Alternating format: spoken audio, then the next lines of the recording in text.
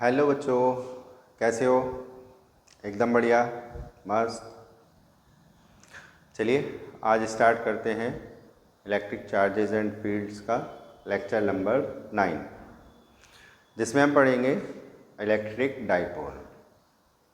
ठीक है, फिर इलेक्ट्रिक डाइपोल से रिलेटेड जो है वो डेरिवेशंस हैं वो हम पढ़ेंगे इलेक्ट्रिक फील्ड फाइंड करने के लिए। ठीक है, चलिए तो स्टार्ट करते हैं। मेरा नाम है मोहम्मद सलमान और welcome to all of you on my beautiful C channel physics with Salman sir. Okay, चलिए स्टार्ट करते हैं। Electric dipole, electric dipole. Now what is electric dipole? Electric dipole क्या होता है? देखो, इलेक्ट्रिक डाइपोल होता है when two equal and opposite charges are placed at a small distance, then the assembly is called electric dipole. Means कि two equal and opposite charges, ये मान लीजिए यहाँ minus Q charge and plus Q charge placed at a small distance. जब small distance पर हम place करते हैं तो this assembly is called electric dipole. ठीक है, अब जब ये इलेक्ट्रिक डाइपोल है तो इसमें एक टर्म होता है इलेक्ट्रिक डाइपोल मोमेंट। तो इसकी पहले इसकी डेफिनेशन लिखूं। इलेक्ट्रिक डाइपोल क्या होता है? क्या होता है? Two equal and opposite charges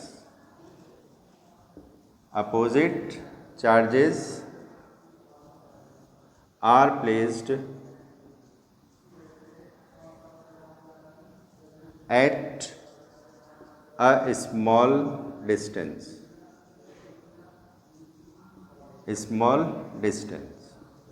ये होता है इलेक्ट्रिक डाइपोल।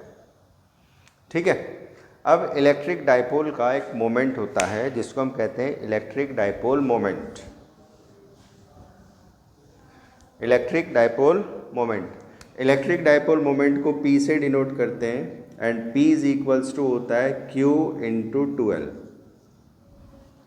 ठीक है, Q इंटू 12 यानी कि product of either charge and the distance between the two charges. Either charge मतलब दोनों में से कोई सा भी चार्ज हो और उसका प्रोडक्ट किसके साथ? ये डिस्टेंस, जिस डिस्टेंस पर ये दोनों चार्जेस प्लेस्ड होते हैं, तो that is called electric dipole moment. Electric dipole moment that is denoted by P से ये डिनोट होता है। ठीक है, अब देखो इस P के ऊपर मैंने क्या लगाया हुआ है? एरो लगाया हुआ है। तो इट मीन्स कि ये क्या होती है? वेक्टर क्वांटिटी होती है। अब जब ये वेक्टर क्वांटिटी है तो इसकी डायरेक्शन क्या होगी? तो इलेक्ट्रिक डाइपोल मोमेंट की डायरेक्शन होती है negative to positive charge. Negative charge से पॉजिटिव चार्ज की तरफ इलेक्ट्रिक डाइपोल मोमेंट की डायरेक्शन होती है, यानी ये वाली direction negative to positive electric dipole moment. ठीक है, क्लियर है? ये इसकी डायरेक्शन हो गई। अब इलेक्ट्रिक डाइपोल के ऊपर बेस्ड हम क्या करेंगे? डेरिवेशन करेंगे। इसके दो डेरिवेशन है इलेक्ट्रिक डाइपोल मोमेंट के। एक डेरिवेशन और दोनों डेरिवेशन किसके लिए? इलेक्ट्रिक फील्ड फाइंड करने के लिए है। कौन कौन से डेरिवेशन है? एक तो एक्सियल पोजीशन पर इलेक्ट्रिक फील्ड कितनी होती है और दूसरा है इक्वेटोरियल पोजीशन पर कितनी इलेक्ट्रिक फील्ड होती है। देखो दोनों को किस तरह से हम ड्राइव करेंगे। चलिए डेरिवेशन करते हैं इसके।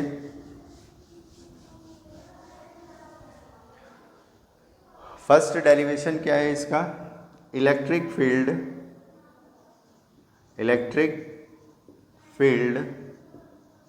Intensity. Electric field intensity due to dipole on the axis, on the axis of dipole, dipole की एक्सिस पर कितनी इलेक्ट्रिक फील्ड होती है ड्यू टू डाइपोल, डाइपोल की वजह से। तो देखो मान लीजिए एक डाइपोल है, -q +q, और ये इसकी डाइपोल की लेंथ 12। अब हमें क्या करना है, इसकी एक्सिस पर हमें इलेक्ट्रिक फील्ड फाइंड करनी है, कितनी होगी। तो एक्सिस कौन सी होती है इसकी, यही एक्सिस होती है, जो the line joining the two charges है, यही क्या होती है, एक्सिस होती है। तो हम यहाँ पर ये कोई पॉइंट P ले लेंगे जिस पर हमें इलेक्ट्रिक फील्ड फाइंड करनी है, और ये P पॉइंट डाइपोल के मिड पॉइंट से R डिस्टेंस पर हमने लिया है, डाइपोल के मिड पॉइंट से R डिस्टेंस पर हमने लिया है। अब देखो यहाँ नेगेटिव चार्ज है, इस नेगेटिव चार्ज से भी P पॉइंट पर इलेक्ट्रिक फील्ड आएगी, और इस पॉजिटिव चार्ज से भी P पॉइंट पर इलेक्ट्रिक फील्ड आएगी। ठीक है, अब क्या करेंगे, क्योंकि हमें नेट इलेक्ट्रिक फील्ड फाइंड करनी पड़ेगी, क्योंकि P पॉइंट पर दो इलेक्ट्रिक फील्ड आ रही हैं, एक नेगेटिव चार्ज से आ रही है और एक पॉजिटिव चार्ज से आ रही है, दो इलेक्ट्रिक फील्ड है। अब दो इलेक्ट्रिक फील्ड से हम क्या करेंगे, फिर नेट इलेक्ट्रिक फील्ड फाइंड करेंगे। अब मान लो अगर दोनों फील्ड सेम डायरेक्शन में है तो दोनों को प्लस कर देंगे, और अगर दोनों फील्ड अपोजिट डायरेक्शन में आ रही हैं तो दोनों को क्या कर देंगे, माइनस कर देंगे, तो नेट इलेक्ट्रिक फील्ड आ जाएगी। अब यहाँ पर हमें क्या देखना पड़ेगा, P पॉइंट पर जो दोनों इलेक्ट्रिक फील्ड आ रही हैं उनकी डायरेक्शन क्या है। अब देखो नेगेटिव चार्ज है कि मान लो A पॉइंट, और ये हम मान लेते हैं B पॉइंट। A पॉइंट पर क्या है, नेगेटिव चार्ज है, इस नेगेटिव चार्ज से P पॉइंट पर इलेक्ट्रिक फील्ड की डायरेक्शन क्या होगी, इनवर्ड हो जाएगी, A पॉइंट से इलेक्ट्रिक फील्ड, क्योंकि नेगेटिव चार्ज है, नेगेटिव चार्ज में क्या होता है, इलेक्ट्रिक फील्ड एंटर करती है। तो यहाँ पर डायरेक्शन कैसे शो करेंगे, एंटर करते हुए नेगेटिव चार्ज में। इसी तरह ये पॉजिटिव चार्ज है, पॉजिटिव चार्ज से जो इलेक्ट्रिक फील्ड की डायरेक्शन होगी वो आउटवर्ड होगी, EB, बाहर की तरफ, पॉजिटिव चार्ज से बाहर की तरफ ये इलेक्ट्रिक फील्ड हो जाएगी, तो नेट इलेक्ट्रिक फील्ड हो जाएगी। अब दोनों के अपोजिट डायरेक्शन है तो माइनस कर देंगे।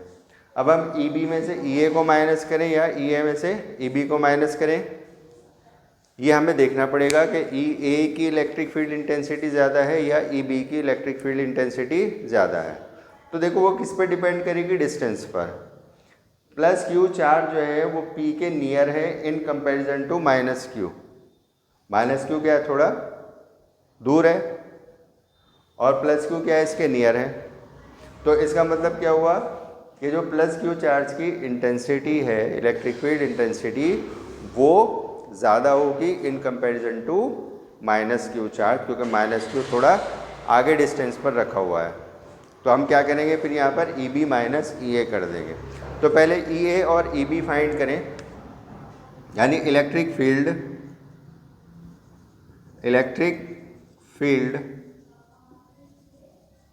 Eight point P due to -q charge. पहले -q चार्ज से ले रहे हैं, और -q चार्ज A पॉइंट पर है, तो इसकी इलेक्ट्रिक फील्ड हमने क्या ले ली, EA। इलेक्ट्रिक फील्ड का फॉर्मूला यूज़ करें, 1/4 pi epsilon naught into Q/r², यानी R क्या है, डिस्टेंस, और A से डिस्टेंस P पॉइंट पर हमें फाइंड करनी है, तो डिस्टेंस क्या ले लेंगे, AP, तो AP का स्क्वायर आ जाएगा। अब AP डिस्टेंस कितनी है, A से P तक की डिस्टेंस, यहाँ से यहाँ तक की। देखो उसके लिए क्या करें, ये डाइपोल है, डाइपोल की लेंथ हमने कितनी ली है, 12। ये डाइपोल का मिड पॉइंट लिया है हमने M, तो इस डाइपोल को हम मिड पॉइंट की वजह से दो लेंथ में ब्रेक कर दिया।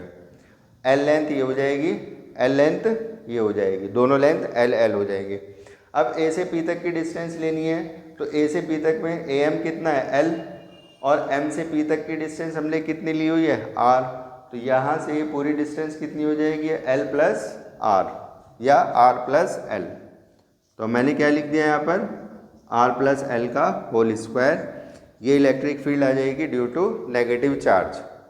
इसी तरह पॉजिटिव चार्ज से फाइंड करो electric field at point P due two plus Q charge. Plus Q charge से इलेक्ट्रिक फील्ड। अब प्लस क्यू चार्ज क्या बी पॉइंट पर है और बी पॉइंट की इलेक्ट्रिक फील्ड मैंने ई बी ली हुई है। तो E B is equals to क्या आ जाएगा, ये 1/4 pi epsilon naught into q upon B से पी तक की डिस्टेंस यानी बी पी स्क्वायर। ठीक है, तो E B is equals to 1/4 pi epsilon naught q upon B P कितना है, ये बी से पी तक की डिस्टेंस। क्या करें, देखो ये आर है और यहाँ से यहाँ तक ये कितनी है, एल है। तो इस आर में से ये एल हम माइनस कर देंगे, ये जो एल डिस्टेंस है ये वाली। तो आर में से ये एल माइनस कर दो तो ये बी पी आ जाएगी, यानी कि आर माइनस एल। तो ये आ जाएगा आर माइनस एल का होल स्क्वायर। ये ई बी की वैल्यू आ गई। तो नेट इलेक्ट्रिक फील्ड क्या आएगी, net electric field, net electric field at point P, point P पर net electric field E is equals to क्या हो जाएगा, E B minus E A, क्योंकि ई बी की इलेक्ट्रिक फील्ड ज़्यादा होगी क्योंकि बी पॉइंट पी के ज़्यादा नहीं आ रहा और बी पॉइंट पर प्लस क्यू चार्ज रखा है। तो ई बी माइनस ई ए क्या हो जाएगा, वैल्यू पुट कर दें। ई बी की वैल्यू ये फाइंड की हुई है हमने 1/4 pi epsilon naught q upon R minus L का whole square minus E A ये है हमारे पास 1/4 pi epsilon naught into q upon R plus L का होल स्क्वायर। अब इसको सॉल्व करना है, सॉल्व करेंगे तो नेट इलेक्ट्रिक फील्ड आ जाएगी। देखो सॉल्व कैसे करें, यहाँ से हम क्या कर सकते हैं, Q upon 4 pi epsilon not common ले सकते हैं। ये Q upon 4 pi epsilon not common ले लिया हमने दोनों में से। अब यहाँ क्या बचेगा, 1/r minus L whole square और यहाँ बचेगा 1/r plus L whole square. ये वैल्यू बच जाएगी। ठीक है, अब यहाँ इसको एलसीएम लेकर हम सॉल्व करेंगे। तो इधर का पोर्शन आई थिंक सबने नोट कर लिया होगा, नहीं किया तो जल्दी कर लीजिए ताकि हम इसको आगे यहाँ पर सॉल्व कर सकूँ। आप देखिए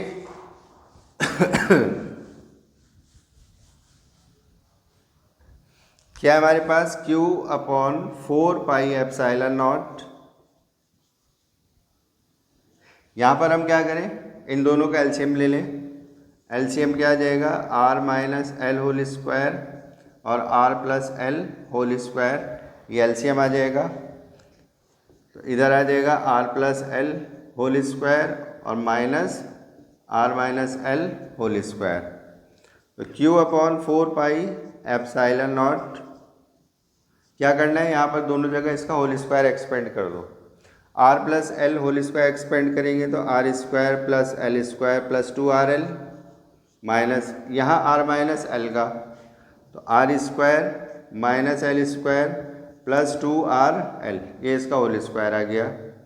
और अपॉन में, अब देखो अपॉन में क्या, एक ब्रैकेट माइनस का और एक ब्रैकेट प्लस का है, तो यहाँ पर फैक्टर क्या हो जाएंगे इसके, R square minus L square का होल स्क्वायर।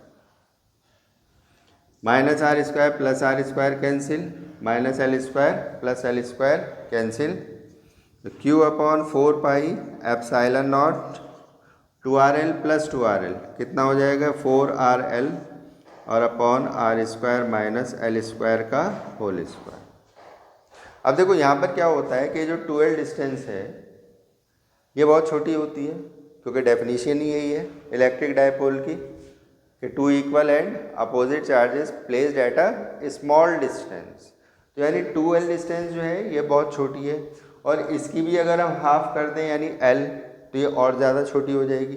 अब छोटी वैल्यू का जब स्क्वायर करेंगे तो वो और बहुत ज़्यादा छोटी हो जाएगी। ठीक है, तो यानी कि मैंने ये चीज़ें क्यों बताई है, इस चीज़ का हम जो मैंने आपको समझाया है यहाँ पर यूज़ करेंगे इसके लिए। कैसे कि L is very less than two R, क्योंकि इस R के कंपैरिजन में ये L जो होगी ये क्या होगी, बहुत छोटी वैल्यू होगी। बट जब हम इसका स्क्वायर करेंगे तो ये और ज़्यादा छोटी हो जाएगी, यानी L square is very very very less to R square. तो जब बहुत ज़्यादा छोटी हो जाएगी तो L स्क्वायर को हम नेग्लेक्ट कर सकते हैं, कैन बी नेग्लेक्टेड। इसको हमने क्या कर दिया, नेग्लेक्ट कर दिया। और जब इसको नेग्लेक्ट कर दिया तो अब क्या करेंगे, इधर से नोट कर लिया सबने, ये जल्दी कीजिए नोट, वीडियो को पॉज करके भी आप नोट कर सकते हैं।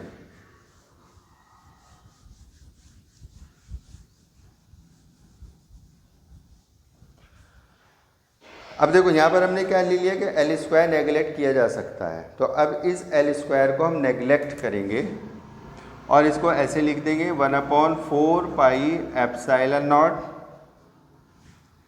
2 into Q into 2L into R और अपॉन R की पावर 4। ठीक है, देखो L स्क्वायर को नेगलेक्ट किया तो ये R स्क्वायर का स्क्वायर क्या हो जाएगा, R की पावर 4 हो जाएगा। स्क्वायर का स्क्वायर यानी 2 2 जा 4, तो नीचे तो R की पावर 4 हो गया। अब ये जो 4 है, यहाँ पर जो 4 था, इस 4 को हमने 2 इंटू 2 करके लिख लिया। एक 2 तो हमने बाहर रखा और एक 2 हमने किसके साथ ले लिया, L के, और ये वाला जो यहाँ पर Q था वो भी हमने 2L के साथ ले लिया, मतलब उसको एक ऑर्डर में लगा दिया।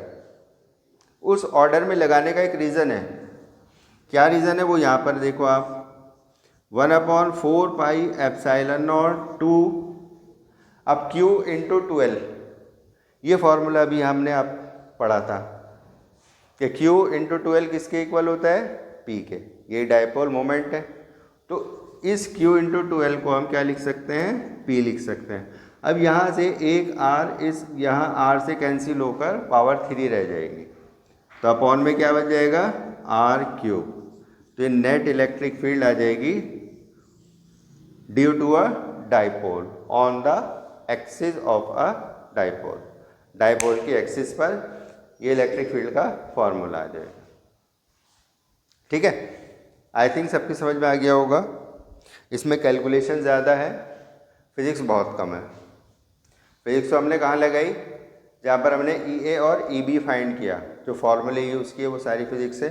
उसके बाद ये जितनी भी कैलकुलेशन आ रही है, इससे पहले भी हुई है, वो सारी कैलकुलेशन क्या है, मैथमेटिकल टर्म है। ठीक है, तो नोट कर लीजिए। फिर आगे इसका दूसरा डेरिवेशन बताते हैं, सेकंड डेरिवेशन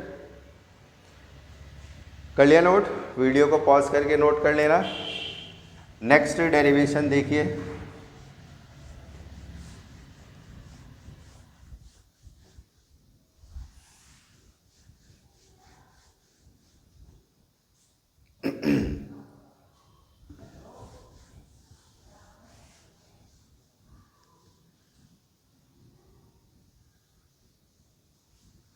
देखो नेक्स्ट डेरिवेशन क्या है, electric field intensity due to dipole on equatorial position. Equatorial position, equatorial position पर इसकी हमें वो इलेक्ट्रिक फील्ड फाइंड करनी है, जैसे हमने एक्सिस पर फाइंड की थी। एक्सिस का मतलब एक्सियल पोजीशन भी होता है। तो इक्वेटोरियल पोजीशन पर देखो, अब इक्वेटोरियल पोजीशन क्या होती है, पहली बात तो ये है, तो वहाँ उस चीज़ को आप यहाँ पर समझें।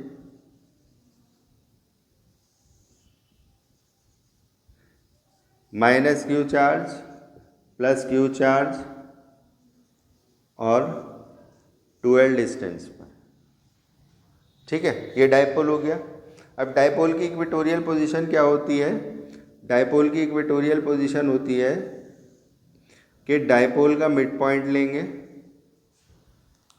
मिड पॉइंट से जो परपेंडिकुलर लाइन आएगी that is called equatorial position, या इसको ये भी कह सकते हैं परपेंडिकुलर बाइसेक्टर ऑफ डायपोल। तो ये पूरी क्या है? इक्वेटोरियल पोजीशन है। अब इस इक्वेटोरियल पोजीशन पर मान लीजिए यहाँ पर ये पॉइंट P है, ये पॉइंट P ले लिया जो कि मिड पॉइंट से R डिस्टेंस पर है। मिड पॉइंट से कितनी डिस्टेंस पर लिया हमने? R डिस्टेंस पर। अब इस P पॉइंट पर हमें इलेक्ट्रिक फील्ड फाइंड करनी है इक्वेटोरियल पोजीशन पर, ठीक है? इसको बोलते हैं हम इक्वेटोरियल पोजीशन। क्लियर? अब देखो इलेक्ट्रिक फील्ड कैसे फाइंड करेंगे। यहाँ नेगेटिव चार्ज है, ये कैसा चार्ज है? नेगेटिव। ये ए बी पॉइंट ले लो। अब इस नेगेटिव चार्ज से इलेक्ट्रिक फील्ड आएगी, क्योंकि इलेक्ट्रिक फील्ड तो क्या होती है? चारों तरफ होती है, तो ये थोड़ी एक ही डायरेक्शन में होती है। अब ये जैसे नेगेटिव चार्ज है, इसके इधर भी होगी, इधर भी होगी, इधर भी होगी, इधर भी होगी, इन ऑल द डायरेक्शंस। तो क्या होगा? जब यहाँ P पॉइंट पर इलेक्ट्रिक फील्ड आएगी, उसकी डायरेक्शन ये होगी EA, इसकी डायरेक्शन क्या होगी? इनवर्ड, नेगेटिव चार्ज के इनवर्ड, अंदर की तरफ। तो हमने ये EA इनवर्ड डायरेक्शन ले ली। इसी तरह एक हमारे पास क्या है? पॉजिटिव चार्ज भी है। तो पॉजिटिव चार्ज से जो इलेक्ट्रिक फील्ड की डायरेक्शन होगी वो कैसी होगी? बताओ। पॉजिटिव चार्ज से डायरेक्शन कैसी होगी? आउटवर्ड। मैं इसको मिटा दूं, मैं तो नोट कर ही लिया होगा सबने। ये कैसी हो जाएगी? आउटवर्ड, EA, सॉरी EB, क्योंकि B पॉइंट से EB हो जाएगी, ठीक है? अब देखो EA की डायरेक्शन ये है, EB की डायरेक्शन ये है। अब ना तो दोनों की डायरेक्शन ये सेम है और ना ही दोनों की डायरेक्शन क्या है? ये अपोजिट है। तो फिर अब इसको कैसे करेंगे? तो देखो किस तरह से करेंगे इसको। पहले आप क्या काम करो, ये AP और BP इन दोनों की वैल्यू फाइंड करो कितनी होगी। भाई A से P तक ये डिस्टेंस कितनी होगी और B से P तक ये वाली डिस्टेंस कितनी होगी। तो पहले हम क्या करेंगे? AP और BP डिस्टेंस फाइंड करो। कैसे फाइंड करेंगे? ये 90 डिग्री का एंगल है, ये डिस्टेंस हमारे पास कितनी है? R, और ये A से M तक ये डिस्टेंस कितनी हो जाएगी? L डिस्टेंस ये हो जाएगी, L ये हो जाएगी, क्योंकि पूरी लेंथ कितनी है? 2L, और M मिड पॉइंट है तो L ये रह जाएगा और L ये रह जाएगा, ठीक है? अब हम क्या करेंगे? इन ट्रायंगल AMP, ये वाला जो ट्रायंगल है AMP, इस ट्रायंगल में हम क्या फाइंड करें? AP फाइंड करें। पाइथागोरस थ्योरम का यूज़ करें। AP square is equals to PM square plus AM square, perpendicular square plus base square. तो AP स्क्वायर कितना हो जाएगा? PM कितना है? R लेट किया हुआ है हमने, और AM कितना है? L। तो AP डिस्टेंस कितनी आ जाएगी? Under root R square plus L square, यानी ये वाली डिस्टेंस AP हमारे पास कितनी आ गई? Under root R square plus L square. अब देखो जितनी AP है उतनी ही क्या होगी? BP भी होगी। क्यों होगी? क्योंकि ये वाली डिस्टेंस यहाँ भी R है और ये वाली डिस्टेंस L है। जैसे यहाँ पर L थी, ऐसे यहाँ पर भी क्या है? L है। तो जितनी डिस्टेंस हमने ये कैलकुलेट की है AP, उतनी डिस्टेंस ये होगी BP, यानी under root R square plus L square.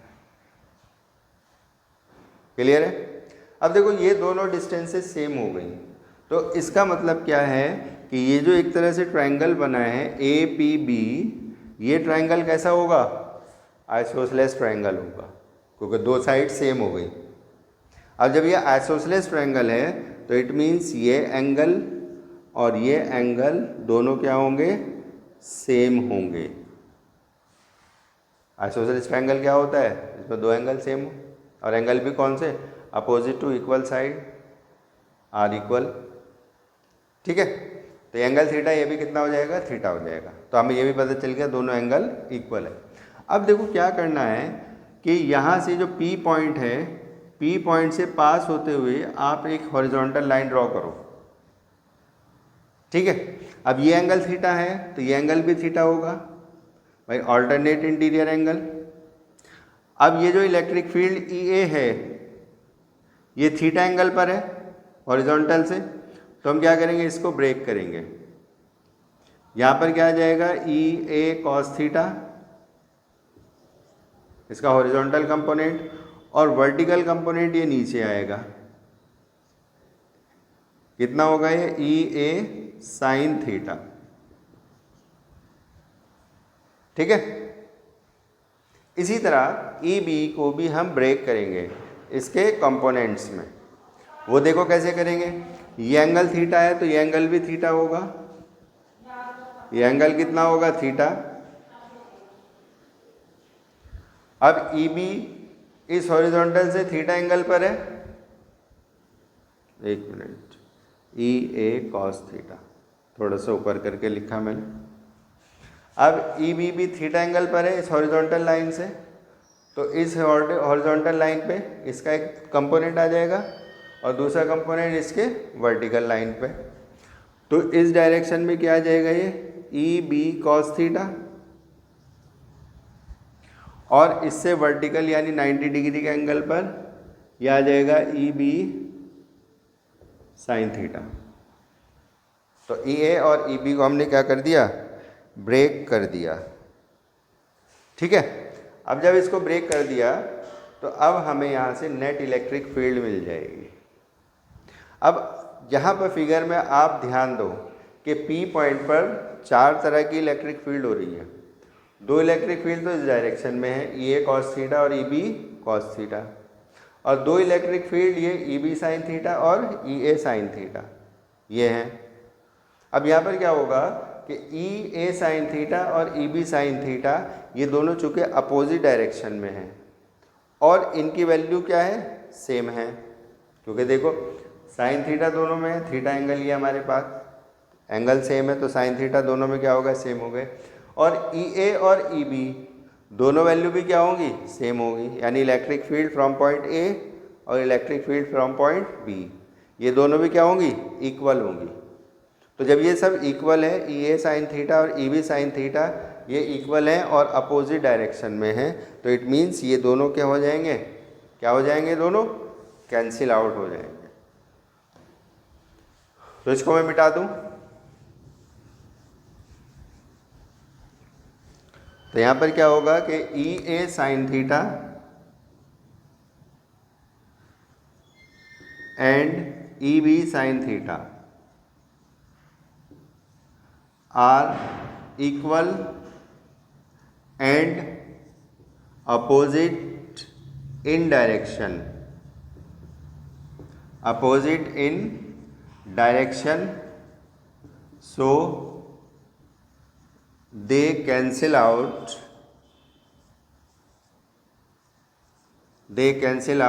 each other,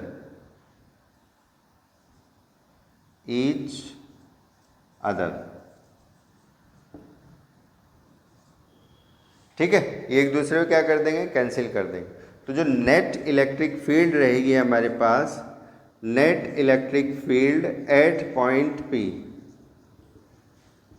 वो क्या रहेगी, is equals to EA cos theta plus EB cos theta.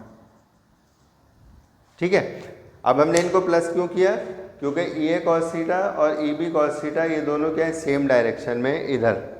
अब जब दोनों सेम डायरेक्शन में तो दोनों क्या हो जाएंगे, प्लस हो जाएंगे। EA और EB दोनों क्या है, सेम है, तो हम इसको ऐसे लिख सकते हैं 2EA cos थीटा। ठीक है, अब इनके वैल्यू पुट कर दो, 2EA इलेक्ट्रिक फील्ड का फॉर्मूला 1/4πε0 Q अपॉन ई ए पॉइंट से ले लें तो ए पॉइंट से डिस्टेंस हम क्या लिखेंगे, ए पी स्क्वायर। भाई ए से पी पॉइंट तक की डिस्टेंस तो क्या होगी, ए पी होगी, जो हमने ए पी अभी फाइंड की थी। तो ये क्या हो जाएगा, ए पी स्क्वायर हो जाएगा। तो 2 इंटू, अच्छा एक चीज़ और है यहाँ पर, कॉस थीटा। अभी कॉस थीटा भी है। कॉस थीटा की वैल्यू हम कैसे फाइंड करेंगे, देखो कॉस थीटा मैं यहाँ कैलकुलेट करके दिखा रहा हूँ। कॉस थीटा को आप लें in triangle A M P triangle में हमें क्या फाइंड करना है, कॉस थीटा। ये वाला ट्रायंगल है A M P, cos theta. Cos क्या होता है, बेस अपॉन हाइपोटेनियस। तो बेस इसका एल है और हाइपोटेनियस ये है। भाई ये हाइपोटेनियस होती है और इसकी वैल्यू हमने कितनी फाइंड की हुई है, √r² प्लस l²। तो यानी base upon hypotenuse √r² plus l²। तो ये कॉस थीटा की वैल्यू आ गई l upon √r² plus l²। ठीक है, तो E इज इक्वल्स टू आ जाएगा 1/4πε0। अब ये जो 2 है, इस 2 को हम L के साथ लेंगे, यानी इसको हम ऐसे लिख सकते हैं Q इंटू 2L और अपॉन में AP कितना है, √r² प्लस l² और इसका होल स्क्वायर, ये AP हो गया, और इंटू √r² प्लस l², ये वाली वैल्यू यहाँ AP हमने पुट कर दिया। तो ये आ जाएगा 1/4πε0 Q इंटू 2L। अब देखो स्क्वायर से अंडर हट जाएगा, ये स्क्वायर से अंडर हट जाएगा, क्या बचेगा, r² प्लस l²। और यहाँ पे r² प्लस l² की पावर कितनी है, 1/2। भाई अंडरवुड है, अंडरवुड का मतलब पावर 1/2। तो जब इन दोनों की मल्टीप्लाई होगी तो कितना हो जाएगा, ये r² प्लस l² की पावर 3/2। भाई 1 पावर यहाँ है और 1/2 पावर यहाँ है, तो पावर कितने आ जाएगी यहाँ पर, 3/2। अब l² यहाँ भी नेगलेक्ट कर देंगे, जैसे हमने इससे पिछले डेरिवेशन में किया था, क्योंकि l² जो है क्या है, बहुत छोटा हो जाएगा और इतना छोटा हो जाएगा कि उसको नेगलेक्ट करने से कोई फ़र्क नहीं पड़ेगा। तो l² यहाँ पर नेगलेक्ट करेंगे तो यह आ जाएगा 1/4πε0 Q into 2L। Q into 2L को हम क्या लिखेंगे, P, और l² नेगलेक्ट होगा तो R की पावर कितना बच जाएगा, यहाँ पर 3 बच जाएगा। ये आ जाएगी net electric field on equatorial position. Equatorial position पर जो नेट इलेक्ट्रिक फील्ड होती है, ये आंसर आ जाएगा, यानी फॉर्मूला। ठीक है, तो नोट करें,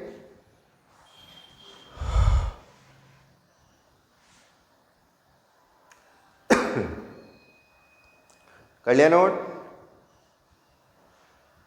वीडियो को पॉज करके नोट कर सकते हैं। अब देखो इक्वेटोरियल पोजीशन का और एक्सियल पोजीशन का भी हमने फॉर्मूला ड्राइव किया है। अब दोनों में एक रिलेशन आ रहा है, इक्वेटोरियल पोजीशन के लिए भी और एक्सियल पोजीशन के लिए जो फॉर्मूला है उन दोनों में एक रिलेशन आ रहा है। देखो क्या आ रहा है, ई एक्सियल पोजीशन या एक्सिस पर जो हमने फार्मूला ड्राइव किया है वो कितना आया है, 1/4πε0 2p/r³। और इक्वेटोरियल पोजीशन पर जो फार्मूला हमने ड्राइव किया है वो है 1/4πε0 p/r³। अब आप इनमें अगर नोट करें कि दोनों फार्मूले लगभग सेम हैं, डिफरेंस किसका है कि एक्सियल पोजीशन पर 2 आया है, बाकी तो सब सेम है। तो इसका मतलब क्या हुआ कि जो एक्सियल पोजीशन पर इलेक्ट्रिक फील्ड होती है वो 2 टाइम्स होती है ऑफ इक्वेटोरियल पोजीशन।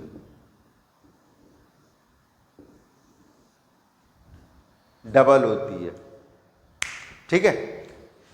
यानी एक्सियल पोजीशन पर इलेक्ट्रिक फील्ड डबल होती है किससे? Electric field on equatorial position. ठीक है, चलिए नोट कीजिए। और आज के लेक्चर में इतना ही। आई होप कि आपको मेरी वीडियोस अच्छी लग रही होंगी, आपको समझ में आ रहा होगा। बस इसी तरह अपना प्यार देते रहिए। ठीक है, चलिए, थैंक यू वेरी मच। फिर नेक्स्ट लेक्चर में फिर मिलते हैं, तब तक के लिए बाय एवरीवन।